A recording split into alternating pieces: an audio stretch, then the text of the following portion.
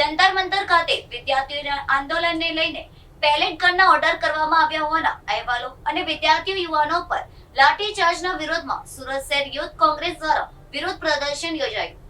વિરોધ દરમિયાન કાર્યકરોએ સરકાર વિરુદ્ધ સૂત્રોચ્ચારો કરીને વિદ્યાર્થીઓના લોકતાંત્રિક અધિકારોનું રક્ષણ કરવાની માંગ કરી હતી। આ દરમિયાન વિરોધ કરી રહેલા યુથ કોંગ્રેસના કાર્યકરોને પોલીસે અટકાયત પણ કરી હતી।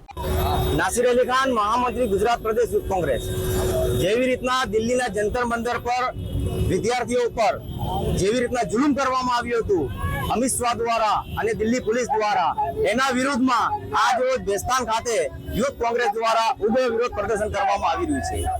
આ વિરોધ પ્રદર્શન એટલા માટે કરવામાં આવી રહ્યું છે કે જેવી રીતના અમિત શાહની તાનાશાહ પોલીસે લાઠીચાર્જ કર્યો, પેલેટ ગનથી ઇસ્તેમાલ કર્યો અને કેટલાક નિર્દોષ બેગુના વિદ્યાર્થીઓ પર લાઠીચાર્જ અને પેલેટ ગનના હુમલામાં કેટલાક વિદ્યાર્થીઓ ઘાયલ થયા। એમના વિરોધમાં આજ રોજ સમગ્ર ગુજરાતમાં વિરોધ પ્રદર્શન થઈ રહ્યો છે।